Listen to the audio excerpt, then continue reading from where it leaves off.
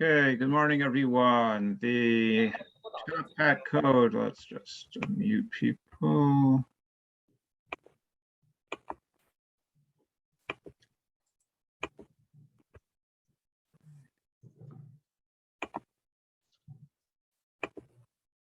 Okay, share screen.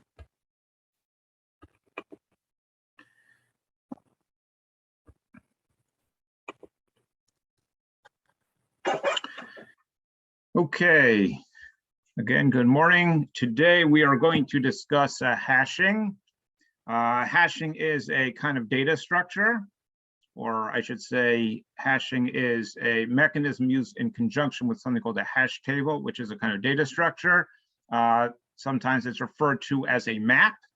It's also known as a dictionary. Python, they call it a dictionary.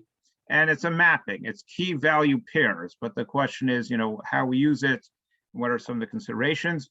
It's a technique that's used for effective search. So the first thing we're going to do is review some of the search techniques we've seen already in this course. But it's also used to solve problems that are not specifically about search. One of the things it does is enables us to look things up very quickly in an effective way. All right, so just to review some things we've done already in this course. So we have some basic methods for searching arrays, some more advanced methods, and then in another lecture, we'll talk about how to use trees effectively for this purpose. So just to review our three basic methods, we had linear search. Linear search, we go through one element at a time, working our way towards the end of the array. If we find it, we exit. Otherwise, we continue to go. And if we don't find it, then we return typically -1. Then we had binary search. Who can tell us how binary search worked?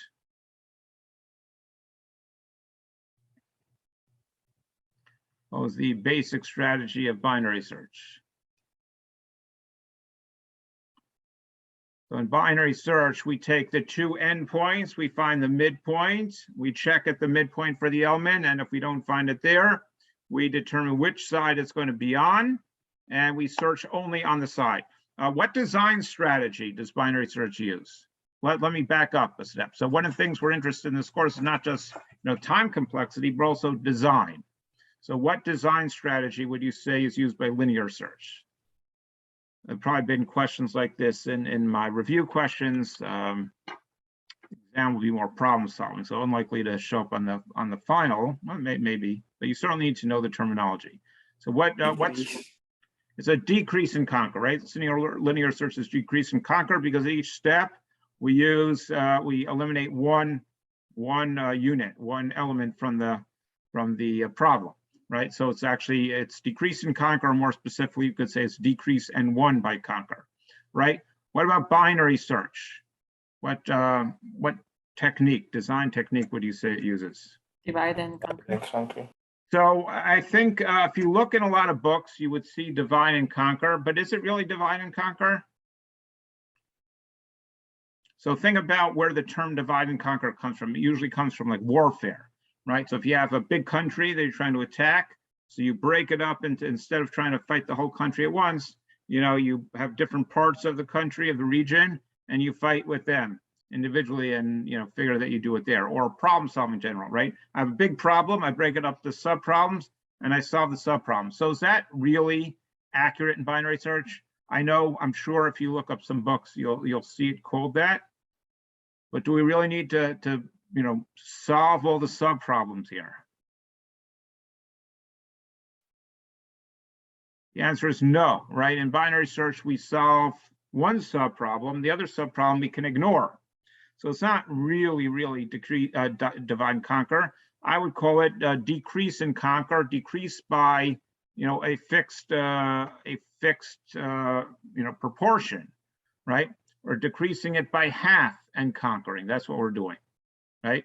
So it's more decrease and conquer than it is divide and conquer. Then we have a randomized binary search. So how is randomized binary search like binary search, and how is it different?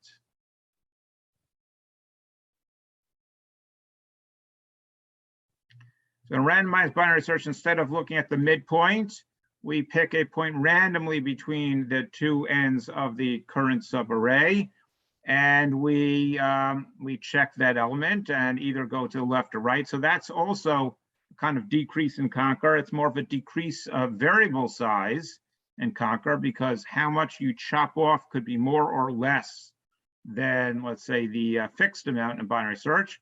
And it is, on average, it's comparable to binary search. Worst case is actually worse. Why would you use it anyway? If it's worst case is worse than binary search, why not just use binary search if the data is sorted anyway? So what advantage does it have? Or another way to think of it is, what disadvantages are in binary search that randomized binary search can address? You have to find the midpoint. Well, you have to find the midpoint, but in randomized, you have to find a random number. So those are sort of even. Here's the thing, okay? Binary search will not perform so well. If your data is skewed. I mean, you're still going to get log n, but the problem is you're not going to. You could actually do better, right? You land up, all the element you want to sort of tucked away. So the randomized binary search gives you a better chance of, if you have these sort of extreme versions of the data, of getting to what you need more quickly. Okay, we also mentioned these, or we'll call them advanced search methods. So we have the interpolation search, which uses a guesstimate. It tries to figure out, I write the example of finding my name in the phone book. You don't do a binary search. You figure out approximately where the letter T is going to be, and that can do actually very well. It could also have a bad worst case, but it can do very well on average. We have the jump search, which is sort of like linear search, but instead of doing one element at a time, it jumps in bigger increments. And we saw in our empirical analysis that, and again, it depends on the sizes of the jumps. So we don't have an exact analysis of what it is, depends on the jumps, but it actually is more linear than it is logarithmic. Okay, so it's actually not so good. It's interesting, but not so good. And then we have the Fibonacci, which is also breaking it up, but it does have the capacity to examine close elements, meaning things that are nearby each other in subsequent steps. What's the advantage of that? So when we do analysis, this is an important point. When we do our analysis, we don't always take into account what has to happen behind the scenes. And that is, let's say you have a very large array, right? Large array, meaning millions of positions, right? So that is not all available to you in the best parts of memory. So what happens when you jump around to different parts of physical memory? Well, it's got to be loaded in. And when you jump around, you're now doing a lot of swapping. That's expensive. So you don't learn about that in this course. You learn about that in a course like computer systems, computer architecture, or maybe operating systems, right? So we don't pay so much attention to that, but it is a factor. And that's one of the reasons I do these empirical analyses with you. So you see what happens in real life. And you see that sometimes the algorithm that looks good on paper in the lecture turns out not to be so good. And that's one of the considerations. So the advantage to the Fibonacci search is that things that are close by to each other, it's advantageous to look at them, immediately, because they're there already. So why load something else only to have to come back to it a little later? All right. We also have tree-based search methods. We haven't really had a full lecture on trees. We just talked about binary search trees. Who can remind us what a binary search tree is?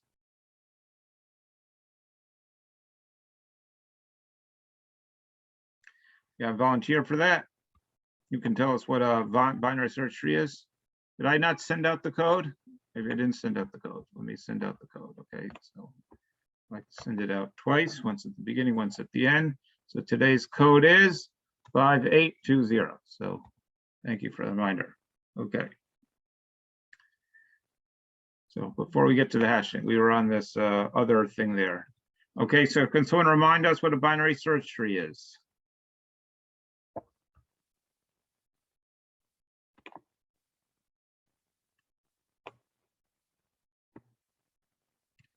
Everyone's so quiet today. So what is a binary search tree? It's a tree. If it's uses binary, min and max. yeah, go ahead. It's a tree that uses min and max. Well, it has a min, every data structure has to have a min and a max somewhere, right? But the min and max are not at the top. That would be a heap, right? So Oh, yeah. binary search tree, you have a root, and everything that's less than the value at the root is the key at the root is to the left, and everything that's greater than the key at the root is to the right. And that's true, for each node, right? For each node, keys that are smaller go to the left, keys that are larger go to the right. That's the basic idea. All right. How long does it take to find something there? That's what we're really after here today. So we're looking at search techniques and how we can use hashing to help us with searching, as well as other applications of hashing, right? So hash technique, we can generally find things in log_n time, meaning if there are n nodes, n keys in the binary search tree, we can find, get to where we need in log_n time. However, right, it is possible that you have a lot of them all in one direction, and then you can land up with the worst case of O of n, right? So that's not so good. That can happen very easily if you take data that's already sorted and then you build a binary search tree from it. So now you're going to get that's sorted in increasing order, you're going to get a snake like this. If it's sorted in decreasing order, you're going to get a snake like that, right? You need to interpolate for the direction you're looking at for me. All right, but the point is, if the data has certain order built into it already, you could land up with an unbalanced binary search tree. Hence, we need balanced binary search trees. All right, what does that mean? Or a BBST.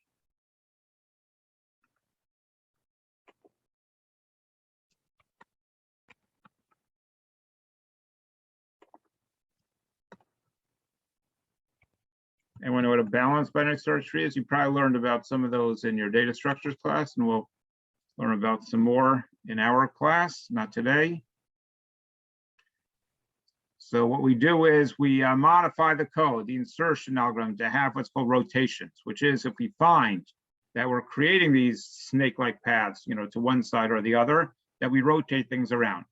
Can anyone give me an example of one that you probably learned about in your data structures class? Of a balance tree?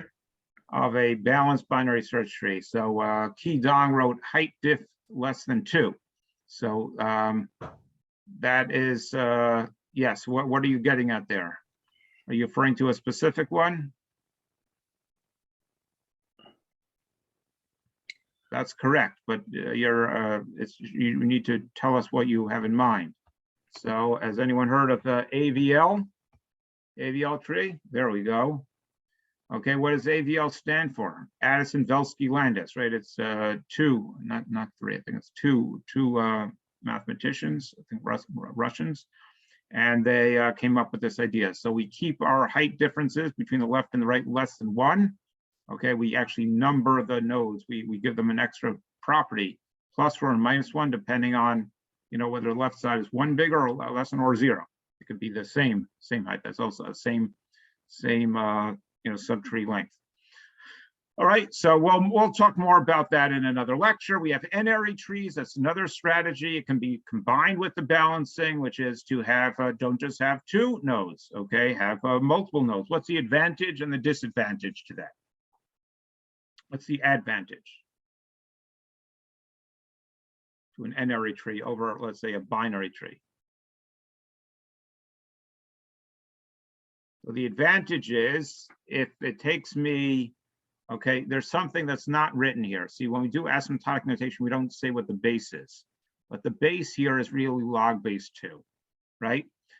If I have 4 children per node, I can do log base 4. If I have 10 children per node, I could have log base 10. And that may not seem like a big deal when you're doing databases and all you do is everything is a lookup. Everything is a lookup.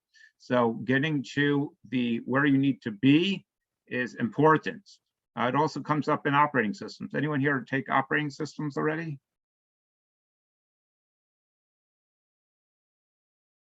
Anyone take operating systems? Where does this stuff come up with operating systems, right? So I need to find out where a certain memory is. We have an indexing structure to figure that out. All right, we use a tree-like mechanism to do that. Okay, so n-ary trees means more branches. What's the disadvantage to the more branches?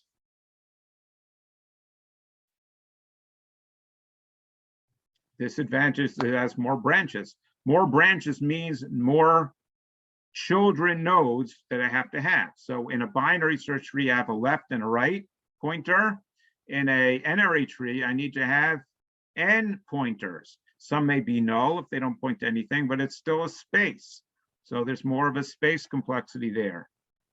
And a space complexity often has some time, right? I have to initialize those things as well. All right, so now we get to hashing, right? So what is hashing? So there's two pieces to this. There's hashing, which is the mechanism, and then there's the hash table, which is the data structure. So the basic idea of hashing is taking some item, some object, some key, something, and applying a mathematical function to it to turn it into a number, right? Once I have a number, then I can use that number as an index in a table, all right? Very often they use modulo arithmetic. What does modulo arithmetic mean? We had modulo arithmetic when we talked about the doomsday algorithm, for example. What is modulo arithmetic?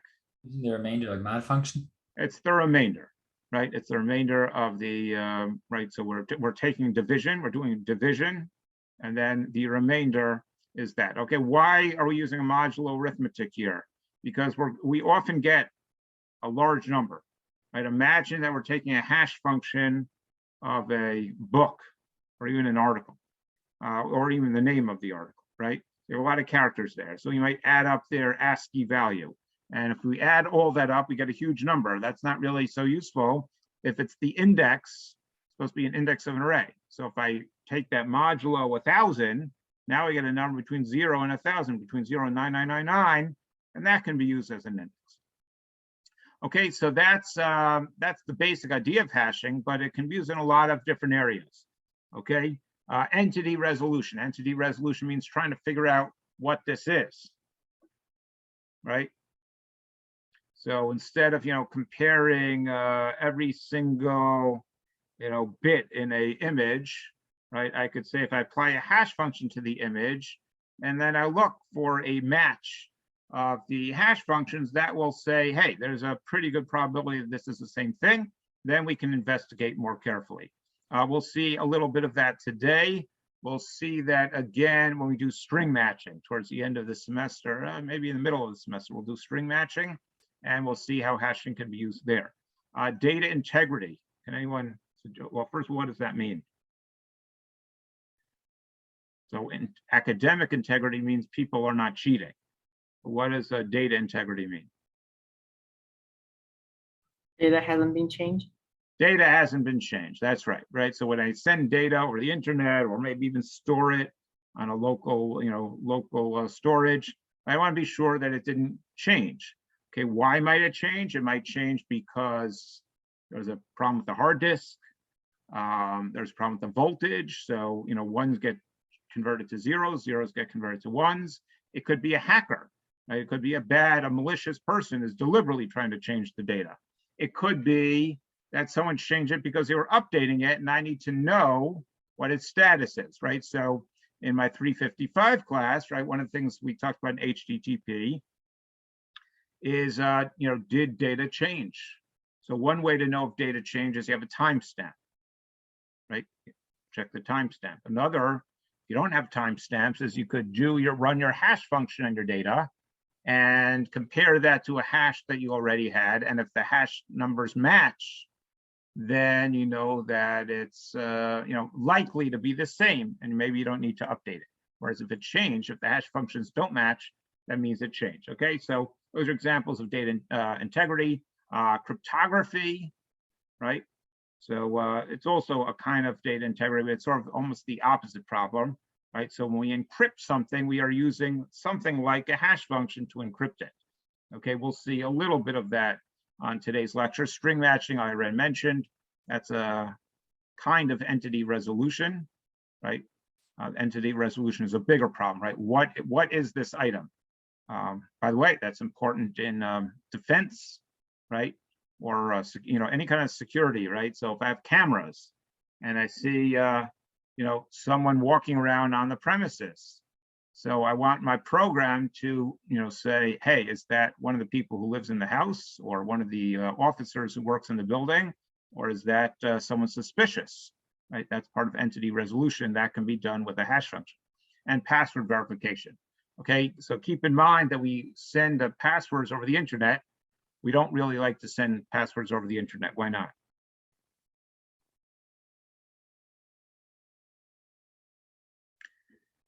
Why shouldn't we send passwords over the internet? Anyone who happens to be listening would then get your password. They could get your password, right? So has anyone here used Wireshark? On Yeah, I use 355, Wireshark. right? In 355, we use Wireshark.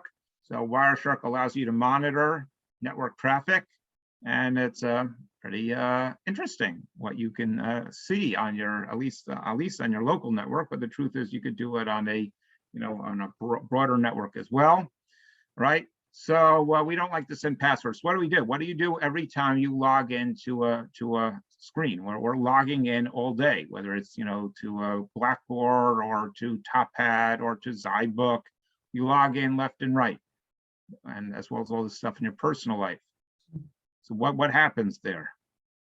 We send the results of our password passed through a hash function, and that gets checked. Yeah. So we use some kind of cryptography, but it's often a hash function. Okay. Anyone know the name of a hash function that's commonly used with passwords?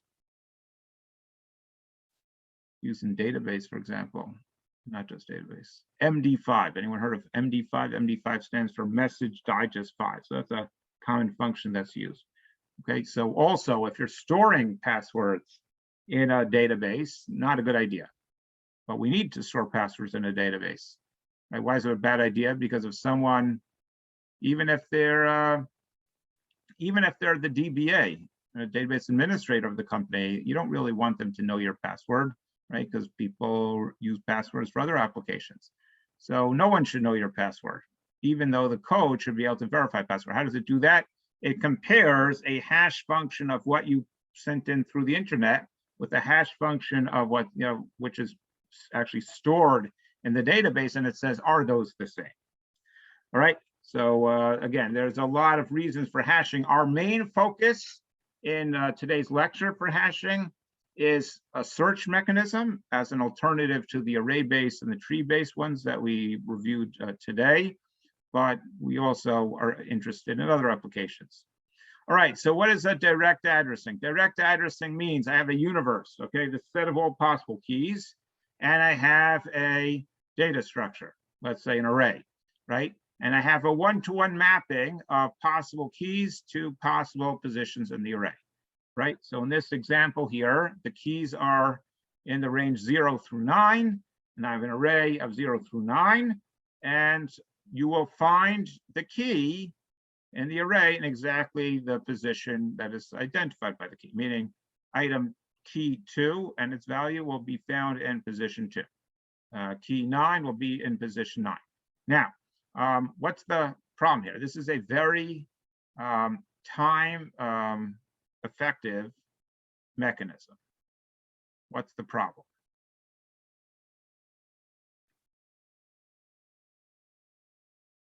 So you got this nice one-to-one mapping between possible keys and possible positions in your array. And then if all you need is the key, you just need the array. Otherwise, you can have, like a linked list of, not a linked list, but you have an object, associated with each array position, which is the value. Okay, that's what they're calling these satellite data here, right? It's the value. It's all the stuff we want to know about the key, right? So if the keys are students, then the satellite data would be, their scores, their contact information, stuff like that. What's the problem with this approach, though? The big problem here. It's not very practical. Sounds nice, but it's not very practical. Can we have duplicate keys? Okay, so that's a great question. The answer is you really should not have duplicate keys. In other words, you assume that the keys are unique. Otherwise, if the keys are duplicate, then we have bigger problems, right? We saw that, by the way, in our first programming assignment, right, with the search. And we took care when we wrote our randomized data to make sure we did not have duplicate keys, right? We set unique equals true. And as some of you discovered, that was the most expensive part of the whole assignment in terms of time complexity. It was actually generating those lists and ensuring uniqueness. Okay, so yes, you're good to ask about that question. You know, can we have duplicate keys? And the answer is we generally should not. Okay, because again, that creates confusion. And if you have two students with the same CUNY ID, you have two employees with the same social security number, that can create some problems. So assuming that all the keys are unique, why is this still not such a good idea?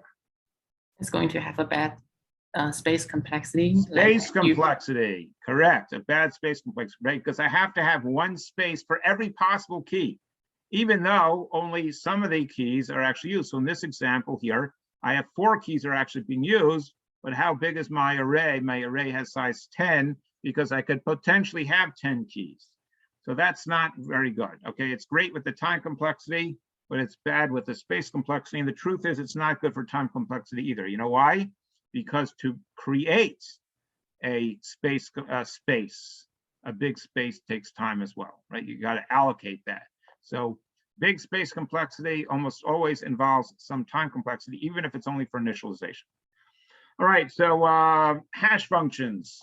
All right, so 2 operators that are often used in hash functions are division and modulo. Okay, for division, we have the slash. For modulo, we have percent. Obviously, it depends on the programming language. And you have to use these wisely.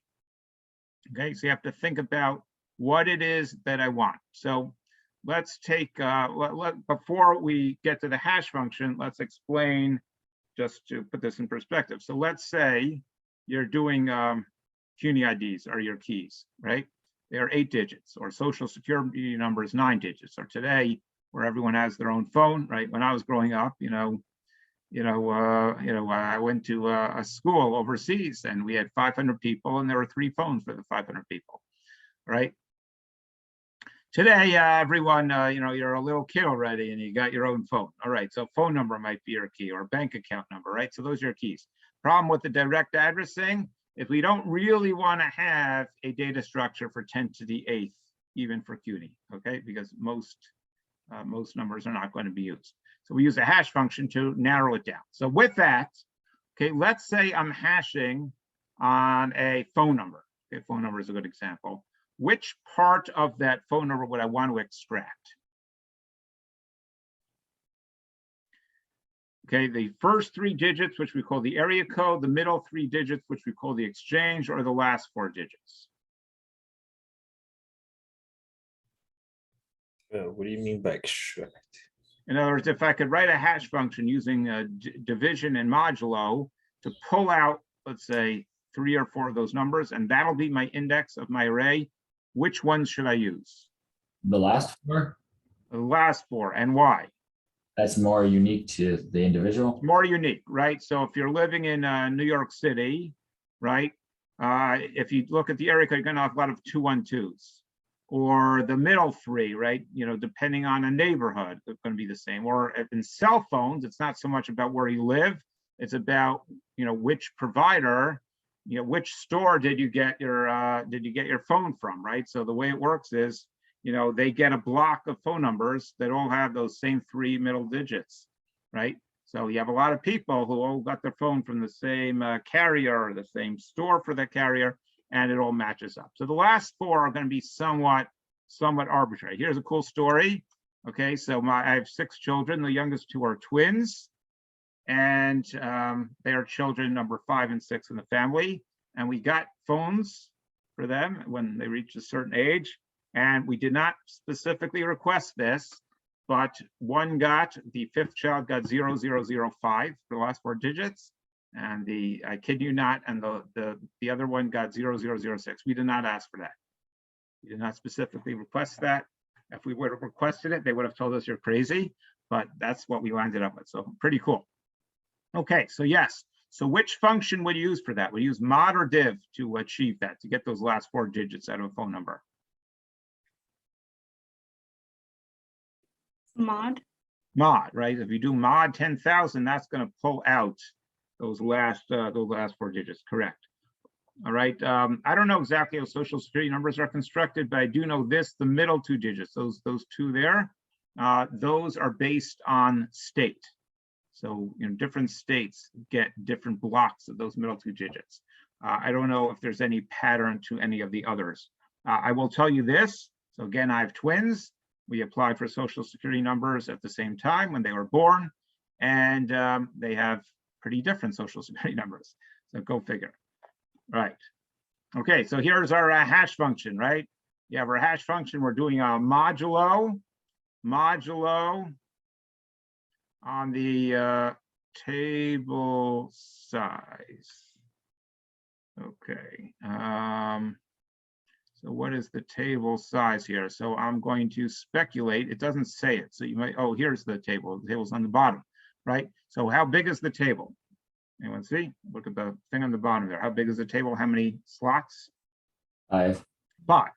Okay, so that's our table size. So we want to do modulo table size. And why is that important? So we already explained why I want to do modulo in general, because you need to get the number down. But why is it important that the modulo be based on the table size? Because you don't want to have numbers that are out of bounds, right? So if you make a number that's too big, you're going to hash to a position that doesn't exist in the array. If you make it too small, you're not using spaces that are in the array. So you want to do modulo table size. Here's a rule of thumb. It tends to work out better when the table size is not, nice numbers like 10 or 100. We tend to like prime numbers. Prime numbers tend to actually work better. All right, so let's just do the math here. So if I take 4 mod 5, I get 4. If I take 16 mod 5, I get 1. If I take 68 mod 5, I get 3. If I take 125 mod 0, I get 0, and that's what's happening over here. Now, what happens if I had another object, and that object was 23? What would happen? Its key was 23. These 3. It was what? It would be 3. And is that okay, or is there a problem here? Okay, It's what? okay with the. You're okay with With that? I'm not okay with that. Why am I not okay with that? That goes to the same place 68 maps to, and you're It gonna. goes to the same place in the hash table as 68, and now we have, what do we call that? Anyone know the term?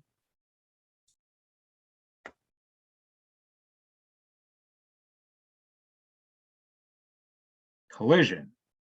We call that a collision, okay? So one of the things we're going to have to address is, what do we do with collisions? Okay, so here we have an example of a collision, right? I have 2 phone numbers, all right? And as I think it was Ilma suggested, right, we're going to do a mod on the to pull out the last 4 digits. So we use a mod 10,000, and this phone number maps to 1234. This phone number maps to 1234, and depending on which phone number went first, that's the one that's going to be in slot 1234, and the other one is now we have a collision. So what do we do? All right. So we definitely have a problem with insertion, because I can't insert the second phone number into that position. And why might I also have a problem with retrieval?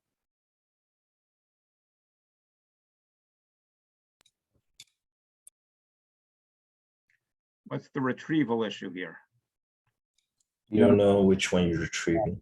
Yeah, so if I say, oh, I want to get the record associated with this phone number. So their phone number is 646-567-1234. I hash that, I get 1234. I look in position 1234, and what do I get?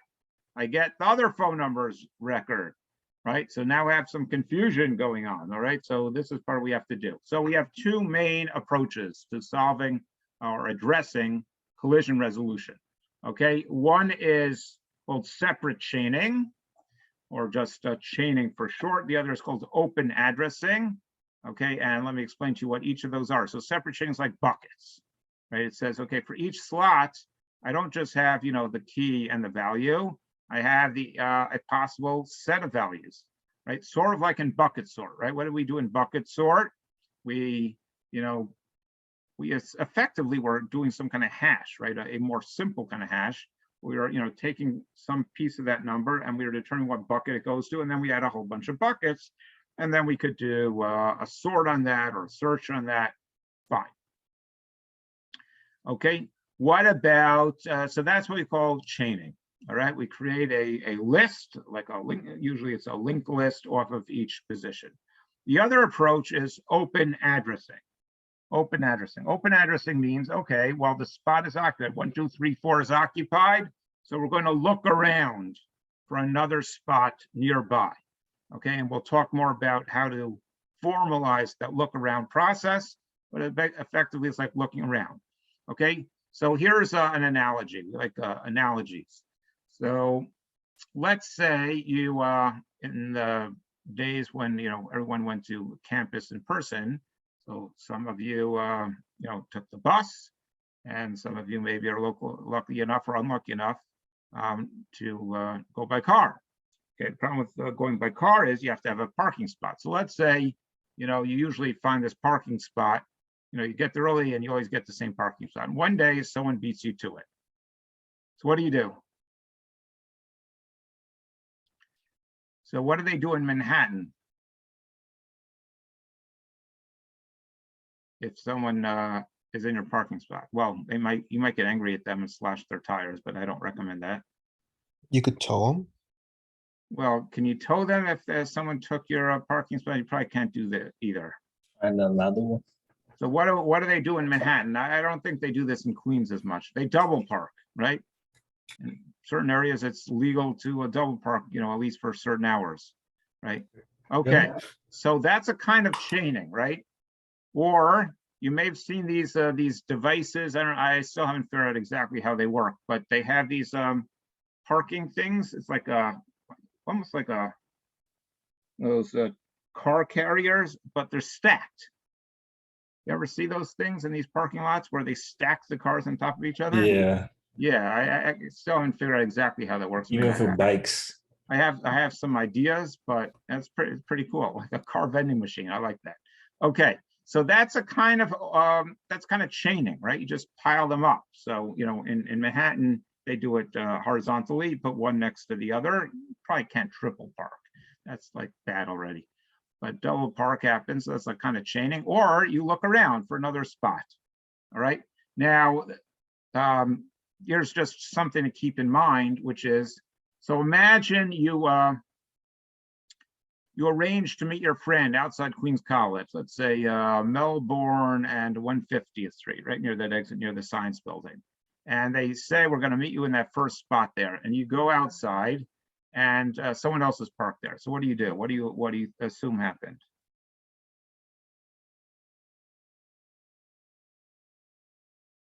So you say, oh, someone else is parked there. So my friend is probably somewhere else. So you start walking around and you look, maybe you'll see your friend's car nearby. Okay, so that's scenario one. And probably you'll find your friend in a different spot nearby. Okay, scenario number two, you come out and you look in that spot and it's empty. And you say, what happened? My friend forget? And you try to, text him, right? Or maybe it was, your significant other, and you think maybe they ditched you. Maybe they found somebody else. Right? Why are they not showing up? They don't like me anymore, right? Because they're not there. They should have been there. But what may have happened? What's the other scenario? I mean, there are a lot of scenarios, but what's another likely scenario? That they came by and the place was occupied, and so they went down the block to wait for you somewhere else. And in the meantime, that car pulled out, and either the other one didn't notice or didn't feel they needed to move back into that spot. So you think they're there, that you think they should have been there, but really they're somewhere else. So that happens with hash tables too, which is in this open addressing, right? We go somewhere else to put the data. In the meantime, the other thing gets deleted. and we think it's not there. So here's a general strategy with these open addressing is when you delete something, you mark it as deleted. So we know it was there at one point. Now, obviously that takes more space because you have to keep track of this stuff that is no longer relevant. So we know that it had stopped there. Okay, so let's drill down into these topics a little bit more. We create a chain. Chain is often a linked list, although it could be an array or some other kind of structure for each of the positions. All right. And that raises a question, which is when I insert something into the list, where do I put it? Do I put it at the front end, meaning closer to the beginning, or at the other end? So what do you suggest? Is it better to put it at the beginning or the end? And again, there's no right answer here. It really depends. Yeah, on what? Depends on what though? Depends like when you try to search it, like do you Yeah, want to so order? when I need to come back to it later, do I need it to be at the beginning or I need it to be at the end? So one choice is just to keep it sorted, and then you just put it in the right position, right? There's something else. So again, I don't know if anyone here has taken operating systems, but in operating systems, we talk about least recently used versus most recently used. There are different ideas about this in terms of what you store in memory. So one line of thinking is the thing that was most recently used is more likely to be used, to be used again in the near future. So you want to keep it at the beginning of the list. For example, right? Let's say you go to the registrar and you have a problem with your file, right? There's something that needs to be resolved. So you're probably going to have to go back there again to deal with it, right? So they want to keep that file nearby because you're in the middle of work, getting some problem resolved. Okay. Or in some cases, depending on what it is, this happens a lot in database, right? Once you've looked at an element, you're probably done with that element for a while you're processing the other element. So put that far away, right? So again, it really depends on what you're trying to do, but both are, logical possibilities. All right, so then we get into something called a load factor. What is a load factor? Load factor is the total number of elements, okay, divided by the number of chains or buckets, if you like, okay? So that's n over n. All right, now we can have, we have to ask the question here, which is what is m? Okay, m is, again, the number of possible chains, but is it proportional to n or not? So if it's proportional to n, then the average size of these chains is going to be constant. Okay, if m is not proportional and it's just arbitrarily chosen, you decide I'm going to have 10 buckets and 10 chains, and you don't pay attention to how big the table is. Well, now each of your chains is going to be 1/10 of n. That is still order of n, and that is going to be slow, right? So you have to be mindful of that when you build this thing. Okay, so here we have an example of chaining. All right. So these are names of airports, and we have codes for the airports, right? Those 3-character codes that are well known. All right. Okay. Does anyone can anyone figure out what the hash function is here? Doesn't say on the slide. Anyone figure it out by looking at it?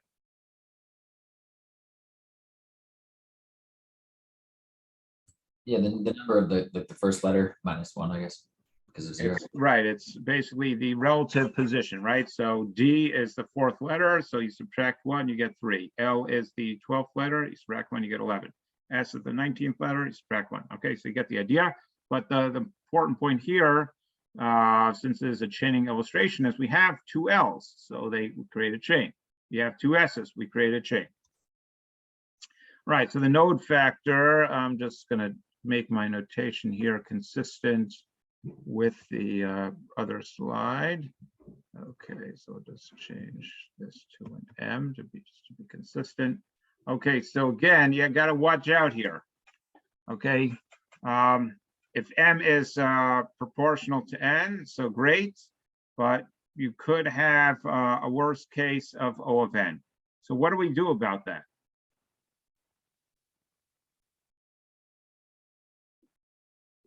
We have some choices here. Okay, one choice is to increase the number of chains. More chains I have, the less elements there are in each chain. And we've seen that before, right? We saw that with bucket sort. More buckets proportional to the size of the data means less in each bucket. We can get it down to an average of constant size. And that means when we did the insertion sort on each one, right, it's a constant time for each insertion sort. Similarly over here, right, we also saw the Rabin's algorithm, right? And when we did that just yesterday, right, we have these boxes, and if we have enough of the boxes, then the average number of points in a box or the neighboring boxes was constant. So if we do closest points, brute force closest points on each of the boxes and its neighbors, and as each one's constant, so that's going to be a constant amount of work times the number of elements, which is linear. All right, so that's another strategy we can do, is we have a lot of chains. More chains, less elements in the chains. Basically, we are, to use the terminology, we are decreasing the load factor. There's another thing we can do. We can change the hash function.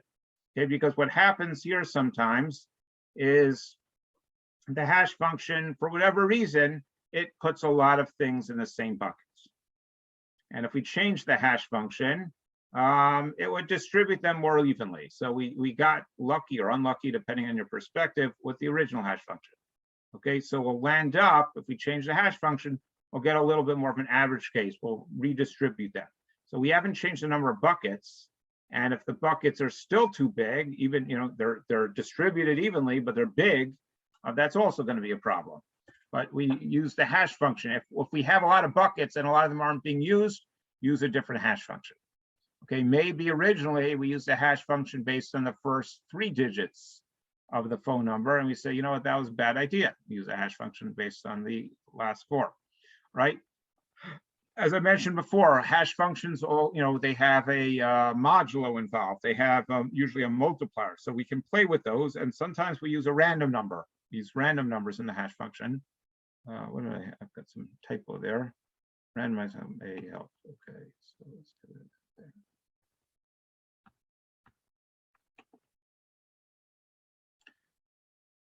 Okay, so as we said before, there are 2 main approaches to what we call collision resolution. What do we do if you have a collision?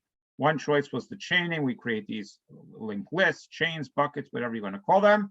The other choice is what we call open addressing. Open addressing means we keep all the keys in the table itself, in the array itself, and we look around. All right, so that gives us 2 options within the open addressing. Okay, one of them is what happens with parking, right? What should happen with parking, right? Someone's got my spot, so what do? I drive around the block, I look for another spot. What do they do in some bad neighborhoods? Whatever those are, right? If someone, if you park in someone's spot that they think they should have. They might like key you or something, They might what? like key the car. Okay, they could scratch a key, they could do vandalism. They could slash your tires, right? Basically, they're punishing you the way they know how for taking their spot. What else could happen? You can just forcibly move your car and take it. They could forcibly move your car. They could take it away. They might steal it, or they might just say, you don't belong here. We're going to move it, you know, to another spot. I have a friend who went on a date. This is back in the 1990s.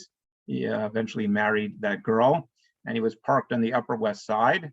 And the president at the time, won't mention any names, decided he was going for a haircut on the Upper West Side. And so you can't have any cars around except for, you know, Secret Service vehicles. So they towed his car. They towed his car. They didn't charge him for the towing, but he had to go find it while he's on a date. He had to go find his car after they towed it away. So they, you know, they towed it carefully. It wasn't like a vandal. They thought, you know, they had a priority for the spots. Okay, so we can use that approach here. Okay, we call that a cuckoo hash. Cuckoo hash. All right. We have a slide on that coming up. But basically the idea is let's put the new data in that spot and we find another spot for the old data. All right. So here's an example of the open addressing. Okay. We have, let's say we have a simple hash function. It's just using the last digit as the hash. So 72 landed here, 33 there, 14 there, 55 there, and then we get a 52. So what happens to the 52? We pull out the last digits, and the last digit is a 2, so it can't go there. So what do? Well, one way to look around or probe is we just go one by one, and we keep on looking until we find a spot and we insert it there. Okay, if we get to the end, then we use modular arithmetic to get us back to the beginning. All right, so that's what we call linear probing. Okay, so linear probing takes the original hash function, it adds something to it, and it also, not always, but it'll have some kind of multiplier of I. What is I here? So K is the key. I is the iteration of the probing. In other words, we might need to probe one time. If that didn't work, we probe a second time. We probe a third time till we find a spot. So I is the index of the probing. So we're saying, you know, depending on how many probes we need, we're going to multiply that. So A is typically 1. In other words, we're going to probe, you know, so the first time, and B is 0, right? So we probe by 1. But you could have a multiplier, right? Why would you do that? So sometimes when people probe or they look around, they say, I'm not even going to bother looking on this block, right? This block is crowded, so they go to another block right away. So one of the strategies in probing is to say, you know what? I expect that there's going to be a lot of clustering around this position. I'm going to go further away. So if I use a multiple of A and A larger than 1, it's going to push me farther away, and I'm more likely to find something good there. Yes, sir. Yeah. When you're going back the other way, when you like have the number, and you try to hash it, how do you know that it's been moved to like a different spot? Aha. So that's sort of what I mentioned before with the cars, but that's an important question. The answer is I don't. So what I do is I run the hash function and I say, oh, okay. All right, let's go back to this example here. So let's say I'm looking for 52. I look in position 2 and I say, well, there's something there, but it ain't 52. So I apply that same hash function until I find it. And what could happen is I could keep on looking the whole thing and maybe land it up back over here. So that's a possibility. The more confusing possibility, what I mentioned before, is in the meantime, 72 got deleted. So now I think it's not there. Right? I think it's not there because it should have been there. So what I suggested before is you put a flag there to say, you know, 72 was here. You keep track of deleted entries so that if you think, sorry, you know, you mark that something has been deleted from this position. So if I try to hash 52 here to look for it, and they say, oh, something was deleted here before. So that means it's possible, it's likely that my 52 are somewhere else. So that's a technique that's used. Okay. Answer your question? Yeah, but that just means for every single time we do a hash function, if the spot's taken, we have to check through every, you know, next. So what you're saying is worst case could be really bad. The Yeah. answer is yes. Okay, so what we need to do is you need to make a good hash function. And you also need, you know, you have to understand what to hash on. So hash on something that is uniformly distributed, not something that's constant, you know, it's going to have a lot of, you know, the same number.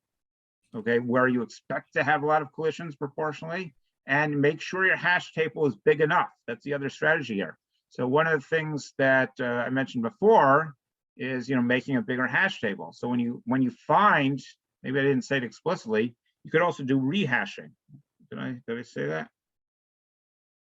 So you know what, I said it, but I didn't say it well enough. So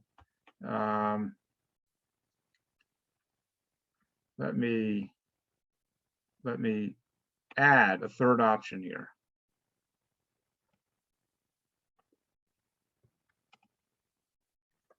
Okay.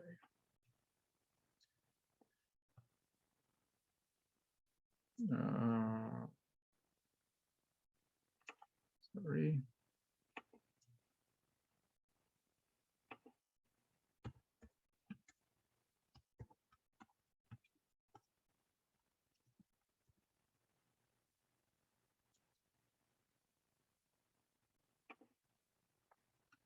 Okay, and there's a whole, there's a lot of math to how much to build it. By the way, in Java, you can specify when you make a hash table, you can actually specify how big should it be initially. When it gets expanded, how much should it be expanded by? 10%, 20%, 100%, right? So build a new bigger hash table and rehash or redistribute the items above using similar hash function. Okay, so obviously your modulo is going to change, but not the, the other part doesn't necessarily have to change. Okay, so let's just fix that. Right. So sometimes I'm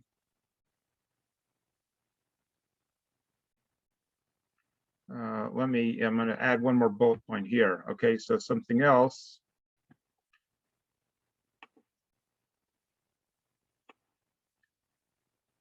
Add one more point here.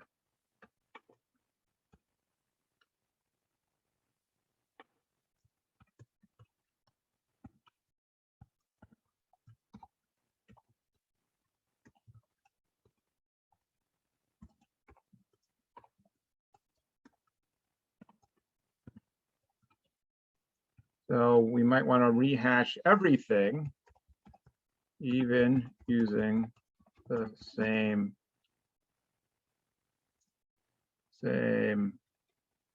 hash table and hash function. In other words, there's nothing wrong with those, right? Just a lot of things are not where they, could go.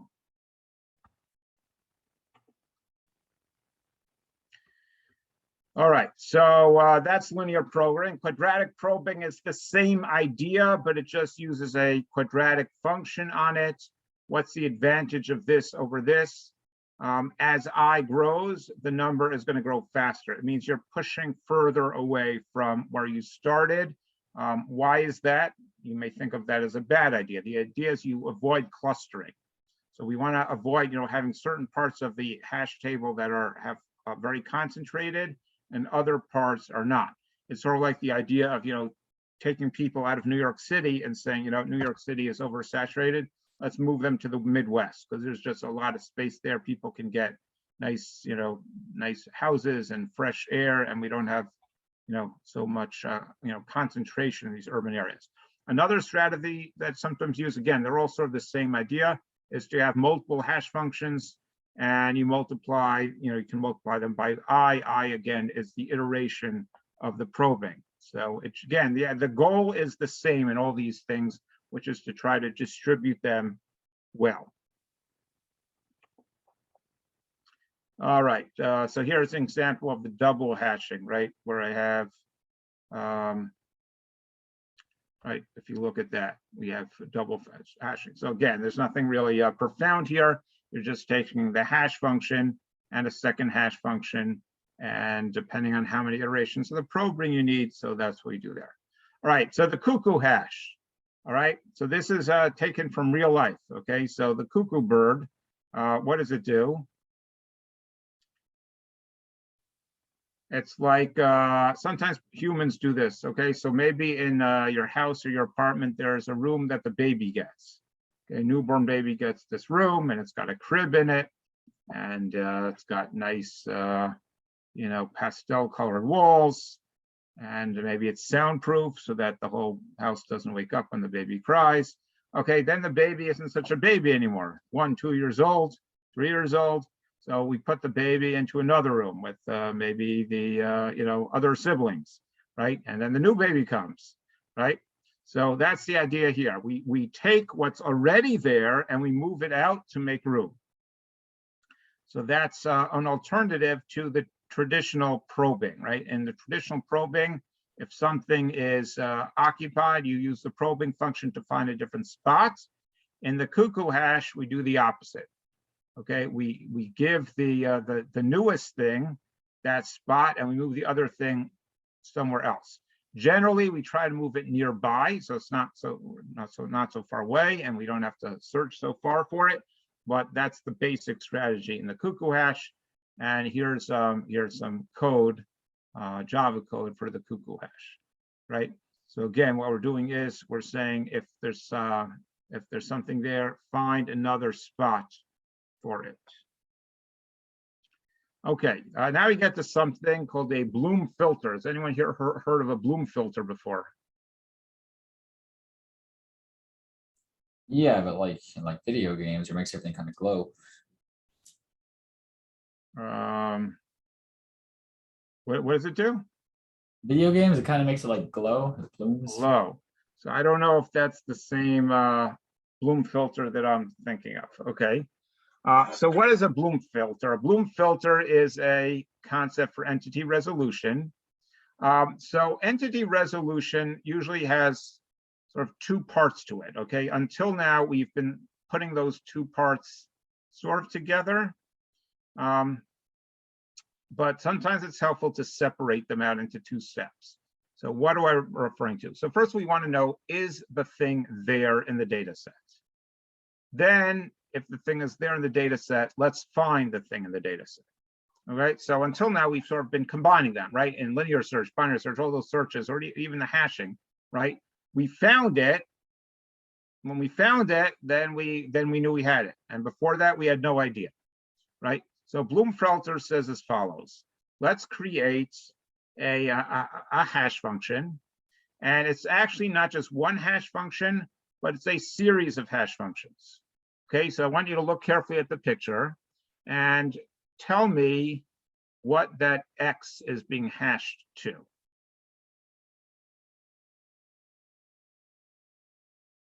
Or let me ask the question a little differently.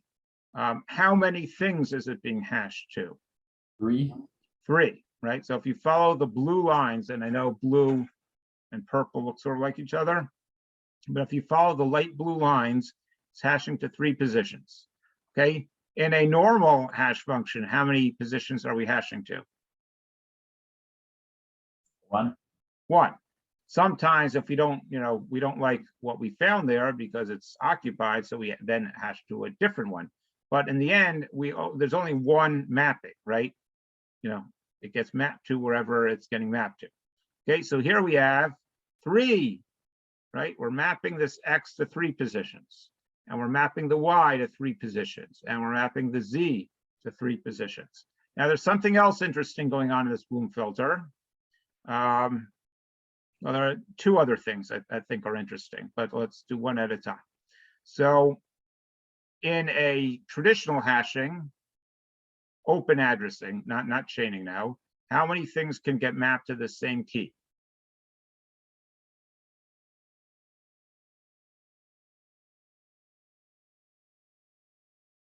Open addressing again means like an array where I don't have chains. So how many things can get mapped to the same position in the array? 1. One, right? If something else gets mapped there, we use our probing function to find another position. Okay, what's happening in this picture here? How many things are getting mapped potentially to the same position? 2 seems like that's Looks like you could get more than 2. In fact, we could get 3. In other words, it is possible that even X, Y, and Z will get mapped to the same one. So in this picture, you don't see that. You see X and Z getting mapped to this, and you see Y and Z getting mapped to that. But theoretically, many things can get mapped to the same thing. So, okay, we're allowing for collisions here, right? There's something else about this hash structure, if you like, that is different than, let's say, what we've seen on the other slides. Look at the data itself. Whereas normally when you map, when you do your hash, so you're gonna, if you hash X, what are you gonna put in the data? You have the item, right? What do we have here? We have a 1 or a 0. What we have is a 1 or a 0. Okay, so what we're doing is we're not really saying, we're not really saying where the data is at this point. We're saying, we're saying either yes or no. It's like binary. Okay, So what does this mean? Okay, let's look at it from the other perspective now. Let's say we want to look for X. Okay, so I'm not talking about building the Bloom filter now. I'm saying we're using it now. I want to look for X. So what do you think I should do? So I'm going to apply the hash function, or in this case, the 3 hash functions to X. And I'm going to look in the table, and what am I going to do? So here's the thing. If I see 1s in the 3 hash functions, then what does that mean? I apply the 3 hash functions to X, and I see a 1 in this position, in this position, and in this position. What does that tell me? Is X there or not? X is maybe there. It's Not likely. maybe. It is. It is there. If all 3 hash functions I look in those positions and there's a 1 there, that means X is there. What happens if they're all 0? I did my 3 hash functions. I look in those 3 positions and they're all 0. What does that tell us? X is not there. X is not there. Okay, now we get to the tricky case. This is where we test your understanding. What happens if one of them has a 1 or 2 of them has 1, but not all 3 and not 0 of them? So some have 1s and some have 0s. It's not there. It's not there. Why? And because multiple can point to the same, none point to all They of them. should all be 1, okay? The hash function says turn the switch to on, turn the switch to the marker that's there. So if they're all 1, that means that this particular thing is there.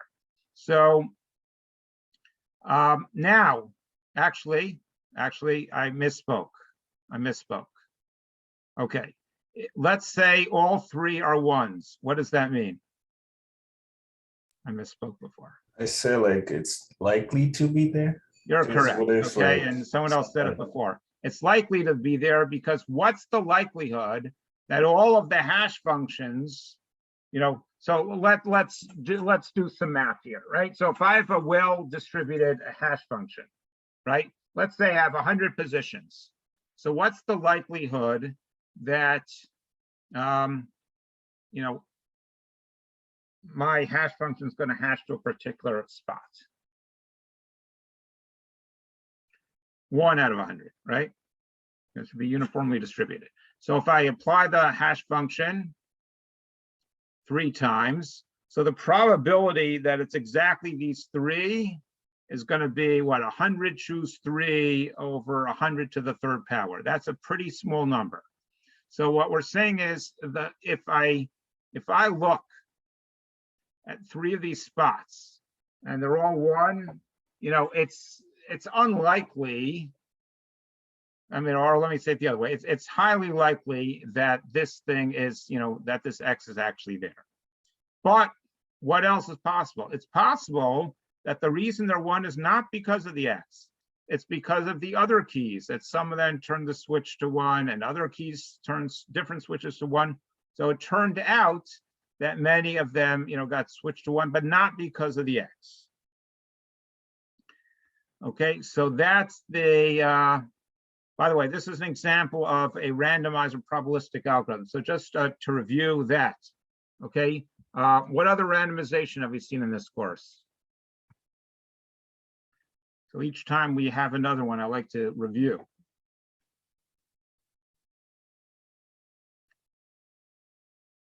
So I'll give you a hint. Google sort. Which one? Bogo sort. Bogo. Good, good. Then we had 2 that go sort together.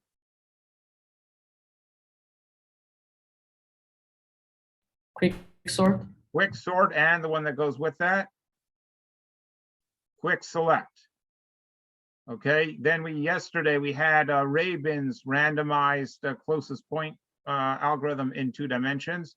And there's one other. I don't think I mentioned it yesterday when we asked the same question. Randomized binary search. That's because I usually don't do randomized binary search. I usually wait for an exam to ask it. So this time I put it in an assignment. We discussed it in class. Okay, so those are all randomized algorithms. So this is also randomized algorithms, probabilistic.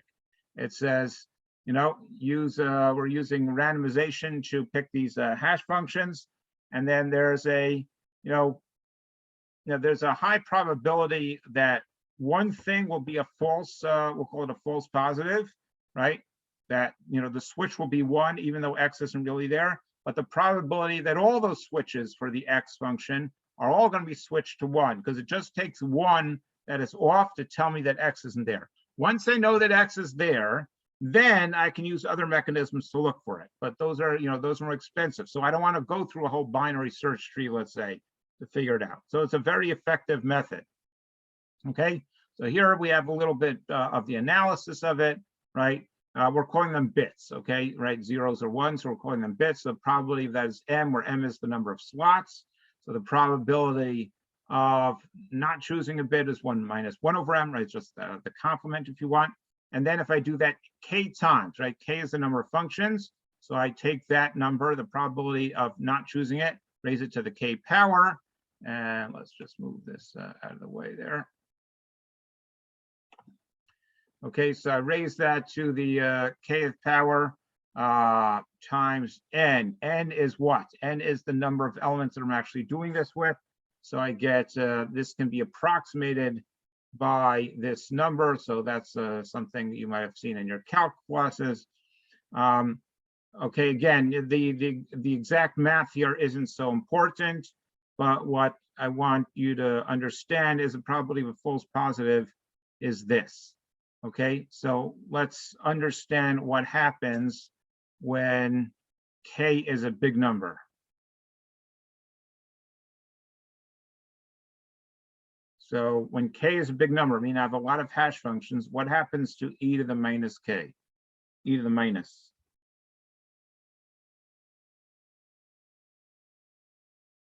So that number is going to, it's a fraction, right? Okay, but in any case, this is going to be a number less than 1. Everyone see this is going to be a number less than 1? Yeah? And if I raise a number less than 1 to a power, what happens to it as the power grows? Smaller. It gets smaller, and it gets smaller pretty quickly. Okay, so the point is, if I have a large number of these hash functions, and N is big enough, if N is small, it doesn't work very well. But if N is small, then I'm sorry, if N is large enough and we pick enough hash functions, the probability that they're all going to be flipped to 1 is very unlikely. Okay, so we just have a few more things here, and then we're done for today. So most of the hashing that we've talked about today is for search, for lookup, search, retrieval, that kind of thing. But as I mentioned at the beginning of today's lecture, one other use of hashing is cryptography and data integrity, things like that, more in the security field. All right. So we have something called SHA, Secure Hash Algorithm, right? That technology has changed over time because as computers get faster, so it's easier to basically run through possibilities and figure out, undo. So once you know they're using this technology, so the computer can actually try to figure out what the hash function is. So they keep upgrading it in terms of the number of bits that are being used. So what is it? Okay, well, it's a hash function. It takes data of an arbitrary size and it maps it to a certain number of bits. Okay, so depending on which hash function you're using, that determines how many bits there are. Okay, and again, we keep on increasing that. Here's a sort of an interesting corollary of it, is that I can use it to generate universally unique numbers. Okay, we have what do they call that? They call it a UID, unique ID.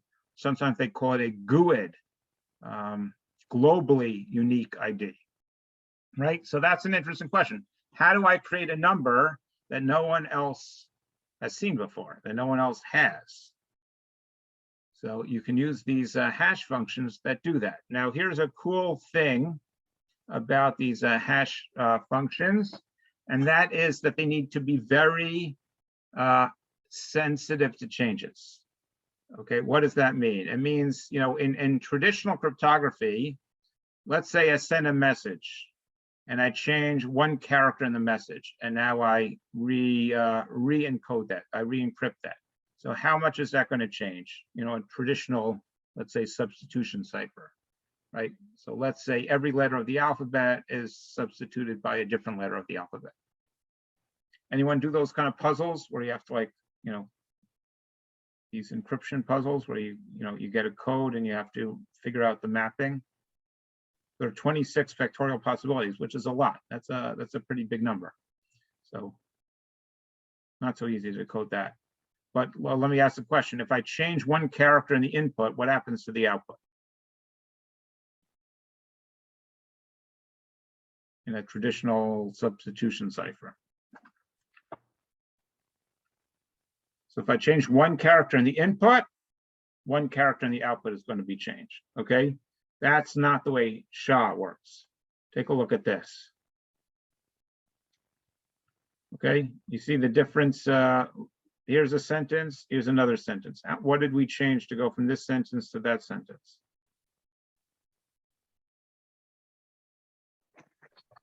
We replaced V with U. We replaced V with U. We changed one character. And we change one character and look at the digest. Okay, the digest is a fancy word for the output of the cryptographic hash function. By the way, I said it before, but I'll say it again here. MD5, which is a very popular thing. When we, I think we have an example of that when we do PHP using databases. MD5, by the way, is actually a function, MySQL. You can actually say, I believe you can say MD5 there. So look at the difference between them.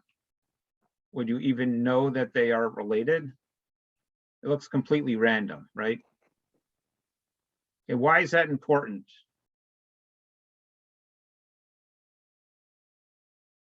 Otherwise, you can like do it backward. Because otherwise you can do it backwards, right? In other words, if one character changed here, so I could start, I could start, let's say, changing a character in the input, look at the output and see how it affects it, and I start to learn how this function works, right? So we want it to be very different so that it's very hard, to figure out the impact. Okay, people do that, by the way. They sort of test waters with different things. It's not just with cryptography, and they see, what changes. And then they can learn how the mechanics of, let's say an organizational structure works, right? So they test the waters, they see how things impact, and they learn, the mechanisms of that. Here's an analogy, right? So let's say you're a hacker and you're trying to learn the phone system of an organization. So what do? You call someone in the middle of the night, or let's say it's an apartment. You call someone in the middle of the night, and you see which light flips on, right? Because someone's answering the phone now. If they answer the phone, right? So you can start to learn, about things that way. That also comes with IP addresses, right? So again, a hacker, before they actually do their hacking, they do their damage, they like to understand the network, right? Which IP address is here, which is there. So if you just tweak, right, you tweak the input and you can see these, the changes in the output, becomes very easy to figure out what's what. Okay, we have a few minutes left. So here's just one application of hashing, all right? So, by the way, for interviews, okay, hashing gets used a lot, not just in interviews, but in jobs in the real world. It's often used for hashing and caching. I know they sound the same, they're spelled differently. So not only the first letter, but caching is C-A-C-H-E and hashing is H-A-S-H, but they're often used, hashing is often used as a caching mechanism. So you read data in from a database, and you don't want to have to, keep getting it every single time. Let's say you want a list of users, right? And every time we need to find out something about the user, we don't want to have to go back to the database to get it. So we create a cache. And then when we want to get user information, we use a hash function to pull that out. So again, they're widely used, and we can solve a lot of problems with that. So here's an interesting problem. The problem is you want to find words that use the same set of characters in it. All right, so for example, student and students, right, have the same set of characters in it, right? Some have duplicates, right? So that's what this is doing here. Okay, so you'll notice that each line is the same letters. Okay, it's not quite exactly anagrams, because in anagrams you can only have, you can't use the same letter twice if it only appears once in the source. All right, so that's the problem. So we're going to here's some code in order to do that. Okay, so what we're doing is we are iterating over the words. Okay, so this is Python. We're iterating over the words in the input. What is the input? The input is the list of strings. For whatever reason, okay, it's in curly braces. Okay, fine. So we iterate over, I guess it's a set of words as opposed to a list of words. That's fine. And we create a word dictionary, which are the keys, which are the keys of the words. And then what we do is we sort them. All right. And anyone know what this does?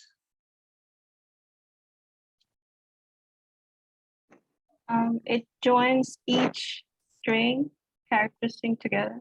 It joins the characters in whatever is passed in together with no separators. Okay, if you want to make a comma separated list, so did we do it in this class? No, we did it in my discrete structures class. We were doing Cantor's diagonalization theorem on actually code to do it. So we did the opposite. We did split. Okay, so split and join are the opposites in Python. So sometimes we want to create a comma separated list, comma separated values. So we would do quote, comma, quote, and then the join, right? So that'll take all the things. So what we're doing here is we're just getting the unique characters, and then we are joining them together with nothing in there. And we say that if the key that's there is in this list, so then we append it to the list. Okay, so what is dictionary here? What is dict? Dict are all the words that are associated with this key. What is the key? The key are the unique letters that are in a particular word. So we build up a list of all the unique letters in a word, and then they will hash together. Okay, so it's important that they be sorted, right? So for example, what are the keys going to be in this case? What would be the key for May?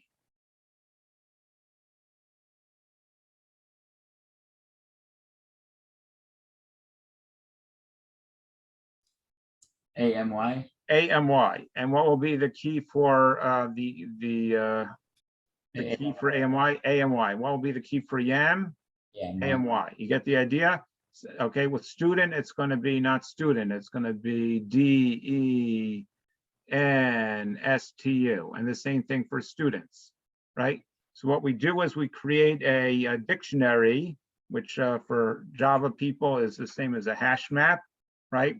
And the key is the letters, the unique letters in that word in alphabetical order. Okay, and then we go back and we say, okay, apply that hash function to the word and append them all to the same, to the same list or chain or bucket, whatever you want to call it, for that particular case. So we can find all the words that use the same set of characters, right? So there are many cool examples, many cool practical uses of hashing.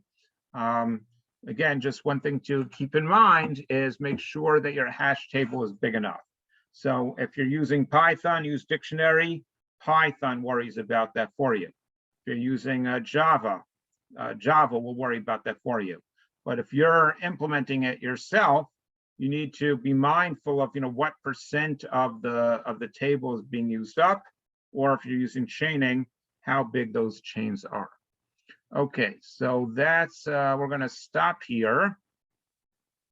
So I posted the Google form for the second assignment. And I'll also post a Google form. I already posted the one for the second assignment. I'll be posting probably a separate form for the third assignment. So we'll just have a separate form for each assignment, and I'll specify in each one what you need to submit. Okay, anyone have any questions for me? I'll stay on. Just one more reminder on the Top Hat code. Anyone want to post it one more time in the chat? For homework 4, can we 20. get an extension? I'm sorry, which one? Homework 4, Homework 4. oh, assignment 4. I mean, Wait, assignment 4, we don't have, do we have assignment 4 yet? We had sorting and matrix multiplication. I think you use 3. What well, are your- assignment 3 then? Yeah, I think it's assignment 3. I forgot the assignment. Yeah, assignment 3. You talking about the matrix multiplication? Yeah, So when did I say that's due? Is it Sunday? tomorrow. Matrix multiplication is tomorrow? Yeah, that's what you said. Oh, hold on, let me look at that. We can extend that. 17 somewhere. I'm looking at the assignment. I'm pulling up the assignment here. It says July 17th, Oh, I said 17th. Oh, okay. programming assignment number 3. Program assignment number 2 was originally yesterday, and because I just posted the link yesterday to submit it, so we changed it to today. Okay, thank you. The link for number 3, the correct link right now, or do we have to wait for that to be updated? For 2 is there. So if you click it, does it say, someone want to click on that and just confirm that it brings up, it should say like CSCI assignment 2. I was able to submit number 2. What? I was able to submit number 2. Okay. But We did have a problem yesterday. I don't know if anyone caught it. I got a warning, right away, so I was able to change it. So this was interesting. The limit for the file size was 1 gigabyte, and I guess some people are submitting big files. Well, I don't know, or maybe it was a composite, so I had to change it to 100 gigabytes. Not for individual, but for the, I guess for the whole assignment. A question That's for the that'll be enough big. submission. Yeah, Like you send the form, we have to identify ourselves. You mean the file name, like put our name? in okay, the so file? let me just explain something. So when I want to score it, so I have to find your file in the big directory. All right, so anyone who submits with a, using an email address that, has their name in it, so that name gets appended to the files. You And mean it's very easy they for have- me to, if I'm looking for you, I type Cheng and I find it. Okay, but if someone's email address is Donald Duck and their name isn't Donald Duck, I'm not going to find it. And then I get complaints that how come I got a 0? Sometimes it was my fault, and sometimes it's, well, there's no way to figure out that what their file is. Okay. All so right. You, So again, if your email address that you're using is something meaningful, I think it'll pin it out. Certainly, if it's a Google email address, if it's a Gmail address. Otherwise, so, and that's worked fine for like 90% of the class, but there are a few people, their name is X on the roster and in Top Hat, but they're using their friend's email account, and I can't tell that it's theirs. So if that's the situation, you're using someone else's email account, then just maybe put into the name of the file, so don't just say assignment 2 output.txt, but Cheng Shi if it's you. But Okay, again, 'cause- for 90% of the class, it's not an issue. Their name appears in the file because it's pulled automatically off of the email address that they use. But again, if you don't have a Gmail account, you're using your friend and it's a completely different name. So I might have a hard time finding. can you let us know? Can you do that? I'm sorry, say that again? Can you let us know if our names aren't good? Because I think mine's included, but I think they're fine, I mean, like this is the rule of thumb. If your email address has your name, it's associated with you, you should be fine. okay. I mean, the other thing you can do is you can wait till they're graded, and if you get a 0 and you handed it in, you can tell me. So that also works. Just pay attention. So they're not number 2 won't be graded until tomorrow, let's say. But that's another. Just pay attention to your grades. Okay. Well, yeah. Okay. But First, again, 90% of the class, it's fine. Just there are a few cases where I don't know exactly why, but people are using other names, or they, they go by a nickname in one place and they go by a real name in another place, and it's not obvious. So if I'm searching for your name and I can't find it, then I don't know what to do. Okay, okay. all right. So one question for assignment 3, is that link currently the correct link or no? For the upload or for the assignment? For the upload. The upload, no, we don't have a Google form for that yet. So just hold off on assignment 3, Yours. the matrix one. I mean, I read it, but yeah. What? I haven't even finished it, but I was just. Yeah, okay, no, so I haven't created, I'm gonna have a separate form for that, so we haven't created that.